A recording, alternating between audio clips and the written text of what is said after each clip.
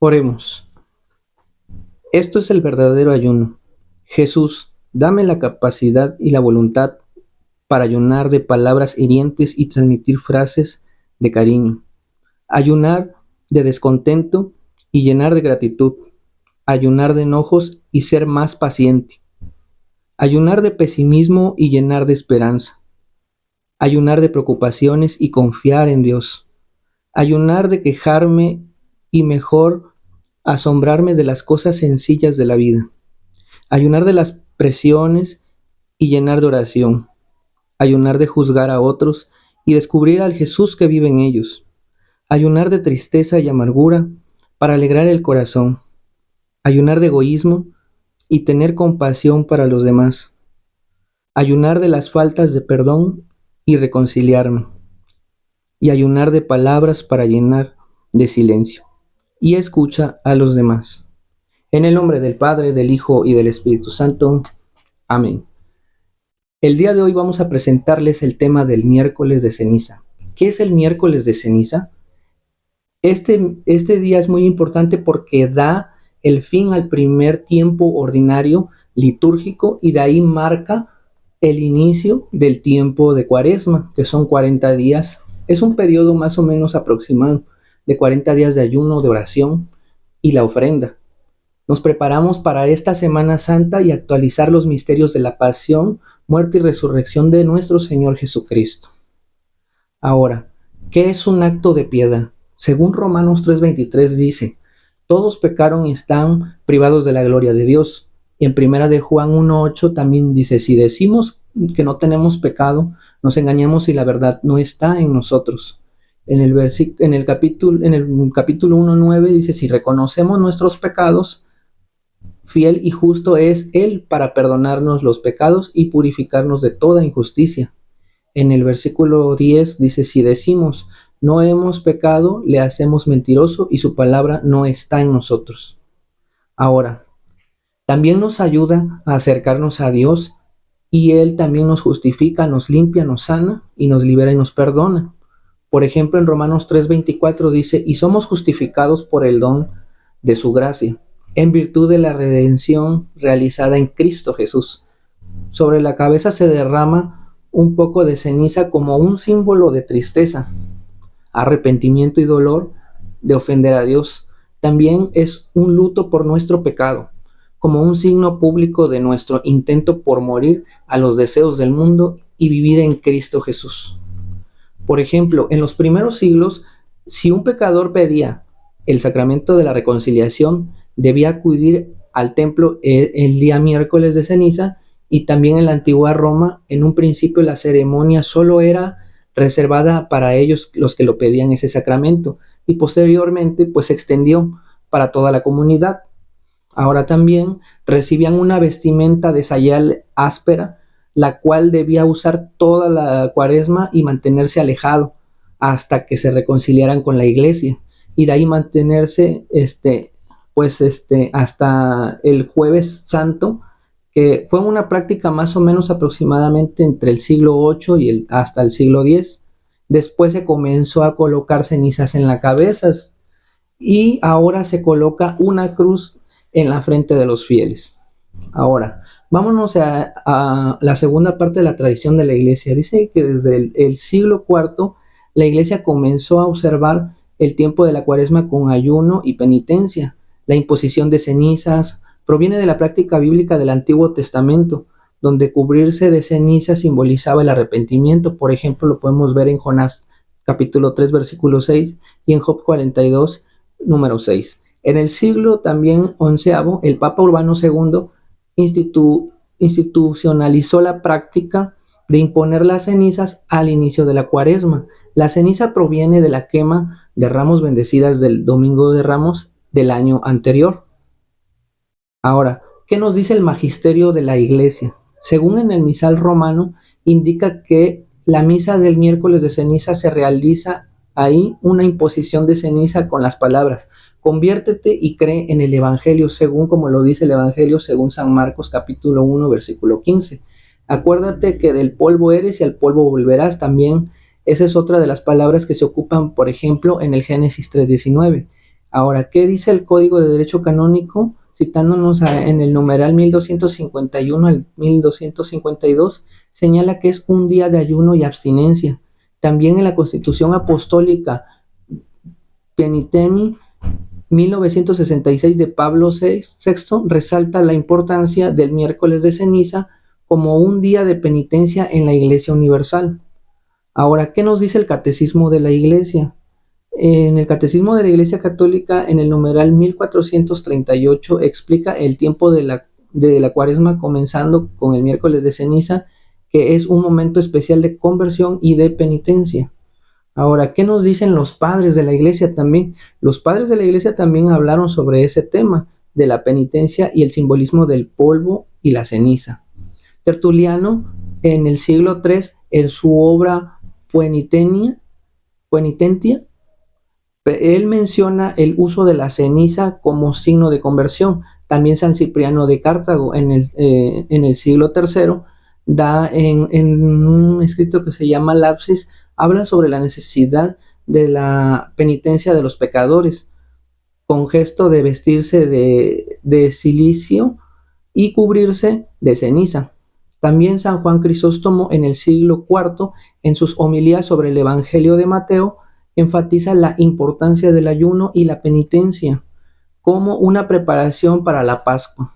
Ahora, también si nos vamos con San Agustín, en el siglo, por ahí del siglo IV al siglo V, en sus sermones también él menciona la ceniza como un símbolo de humildad y de conversión, ¿sí? ¿Cuáles son los signos? El primero es reconocer, que sería que somos pecadores y hemos ofendido a Dios y también a nuestro prójimo. El segundo sería manifestar, que sería manifestar ante la comunidad nuestro sincero arrepentimiento. El tercero sería pedir a la iglesia que haga oración por nuestra conversión. El quinto es manifestar públicamente que nuestro compromiso es para el cambio.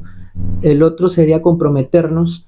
¿Por qué? Porque nos tenemos que comprometer a hacer penitencia por nuestros pecados y por último, estar dispuestos a recibir el sacramento de la reconciliación.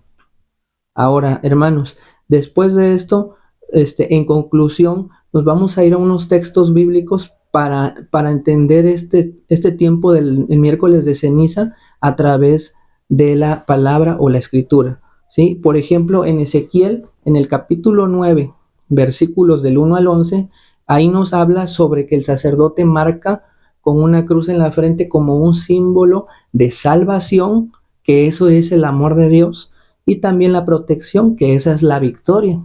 Estamos victoriosos adelante del Señor de nuestros pecados y todas las faltas que hemos cometido. Entonces, eso lo podemos ver también en el versículo 4. Por ejemplo, aquí en el versículo 4 dice: recorre Jerusalén y marca con una cruz en la frente a los hombres que se lamentan y que gimen por todas esas prácticas escandalosas que se realizan en esta ciudad. Y ahí nos está indicando que con una cruz nos marcarían en la frente, para que nos deshagamos de todas esas prácticas que pues son impuras, ¿no? Ante Dios. Y ese es el símbolo de salvación, que es el amor de Dios, y la protección, que es su victoria de nosotros mismos. También es un símbolo de penitencia, de humillación, de conversión y de amar a Dios acercándonos a Él. Es una preparación para vivir la pasión, la muerte y la resurrección de nuestro Señor Jesucristo. Por ejemplo, también las palabras que nos dicen, por ejemplo, en el Génesis, en el capítulo 3, versículo 19, apartado B, ahí nos habla sobre que dice: recuerda que al polvo eres y al polvo volverás.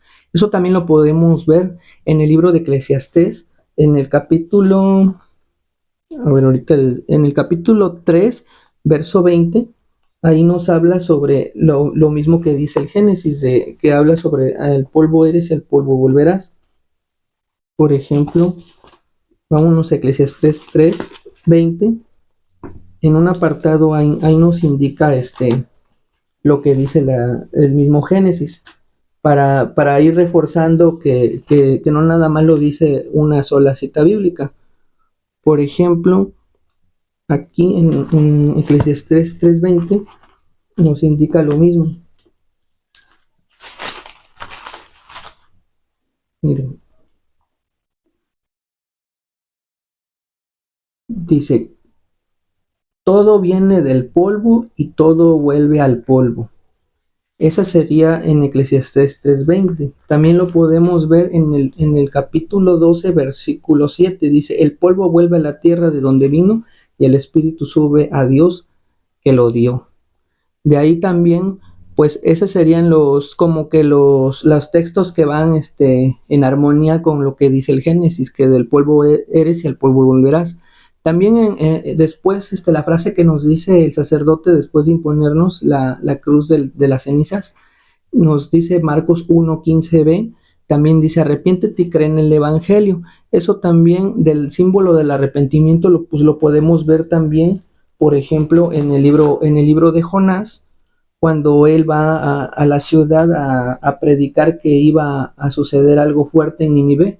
Y entonces el profeta va a esa ciudad y en el nombre del Padre, de Dios Padre, y les predica que como advertencia que iba a pasar algo grave si ellos no se arrepentían de todas las faltas que tenía ese pueblo.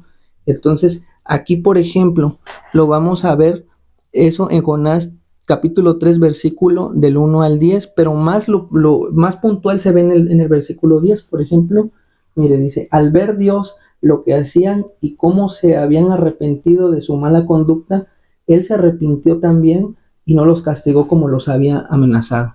O sea, ahí está hablando el arrepentimiento del pueblo y Dios les responde, ¿sí? Por ejemplo, este tiempo también por eso abre la cuaresma, porque es un momento de reflexión y es un momento de arrepentimiento, como lo dice aquí en el profeta Jonás, que dice que nos corrijamos a Dios. Y eso es ser el hombre nuevo, como lo dice también por ejemplo, en el versículo 8, habla sobre el hombre nuevo, dice que se vistan de saco y clamen a Dios insistentemente cada uno y se corrija de su mala conducta y de sus malas obras. Entonces ahí nos está hablando que el hombre se debe de corregir, debe de arrepentirse, y eso habla de vestirse de saco, o sea, ser un hombre nuevo, ¿sí? Ya un hombre corregido delante de Dios. También los creyentes a veces nos pasa a nosotros, ¿no? Que decimos, ¿será posible que sea eso? ¿O será que sí? ¿Será que no? ¿Será que Dios me responda? ¿O será que Dios no me responda? Sí, claro, también ellos decían lo mismo y valdrá la pena hacerlo. Eso, por ejemplo, lo vemos en el mismo capítulo de Jonás, en el versículo 9, dice, ¿quién sabe si Dios se arrepentirá y cesará su enojo, de manera que no nos haga morir? O sea, ellos preguntan, ¿Dios se enojará y de veras valdrá la pena que nosotros nos corrijamos? Entonces ellos cuando dicen eso también esa es una prefigura de nosotros, cuando nosotros también no confiamos en Dios y decimos, ¿será que valdrá la pena que yo me arrepiente y que de veras Dios me ayude? Que de veras Dios me saque de este pecado. Y eso es lo que decían también ellos, pero para eso Dios responde y les responde en el siguiente versículo, en el versículo 10, como lo habíamos leído. Dice que se había arrepentido Dios de haberlos ido a amenazar de que los iba a terminar, y él se retracta, pero también el hombre nuevo se corrige de esa mala conducta, ¿sí? Entonces ahora nos deja a Jesucristo y Jesucristo nos los deja en la reconciliación. ¿Y cómo es eso? Por ejemplo, cuando lo dice el profeta también, Juan el Bautista, ¿no? Arrepiéntanse y aléjense del mal. Y dice que todos se dejaban bautizar y confesaban sus pecados. Entonces los confesaban públicamente, así como era antes en los primeros siglos, que ahora ya se cambia a la conciliación con Dios en la confesión, pero ya una persona directamente con el sacerdote. Entonces, aquí, por ejemplo, habla sobre la confesión, como por ejemplo cuando Jesús va y les dice la paz con ustedes, reciban el Espíritu Santo, sopla sobre ellos y les infunde el Espíritu Santo, y de ahí ellos al recibir el Espíritu Santo les dice Jesús, así como el Padre me envía, yo los envío a ustedes, dice, y al que perdone los pecados le quedan perdonados, pero si ustedes se los retienen les quedarán retenidos. Entonces es la comisión de los apóstoles llevar a cabo el mensaje de la reconciliación con Dios, que es uno de los sacramentos que nosotros tenemos, que es el de la confesión. ¿sí? Entonces, ahí después, San Pablo, después él lo confirma, y eso él lo confirma en su carta a los Corintios. Por ejemplo, en la segunda carta a los Corintios, San Pablo ahí lo confirma en el capítulo 5, versículo del 20 al 21, y luego el siguiente, que es el 6:1. Por ejemplo, se los leo. Dice, nos presentamos pues como embajadores de Cristo. O sea, al decir embajadores quiere decir que son representantes de Cristo. Dice, nos presentamos como embajadores de Cristo, como si Dios mismo les exhortara por nuestra boca. En el nombre de Cristo les rogamos, déjense reconciliar con Dios. Dios hizo cargar de nuestro pecado al que no cometió pecado para que así nosotros participáramos en él de la justicia y perfección de Dios. Somos pues los ayudantes de Dios, ahí está la comisión, somos los ayudantes de Dios y ahora les suplicamos que no hagan inútil la gracia de Dios que han recibido. Este es el mensaje de la conciliación, por eso es la invitación ahorita, a partir de ahora, del miércoles de ceniza en adelante, estar conciliados con Dios, hacer ayuno, hacer penitencia y también aceptar que hemos pecado contra Dios y también contra nuestro prójimo, arrepentirnos y vivir una vida verdadera de cristiano y llevar ese modelo como Cristo quería en su mensaje de amor, que nos dice, que nos enseña también que nosotros debemos de llevar una buena vida y hacer las cosas según el Padre, según lo que el Padre quiere para nosotros. Y así estar en armonía con el mensaje de amor y recibir ese amor de Dios y esa satisfacción que es la gloria eterna. Hermanos, pues sin más, quedamos hasta aquí en este tema. Esperamos haya sido de su agrado y pues también que sea para la edificación de todos ustedes, para que así podamos seguir aprendiendo más sobre lo que la iglesia nos enseña, todas sus fiestas litúrgicas. Espero y le den like, se suscriban y si tienen algún comentario, lo dejen aquí abajo y pues nos vemos en la próxima emisión. Yo me despido por el momento y gracias por ver este video. Hasta pronto.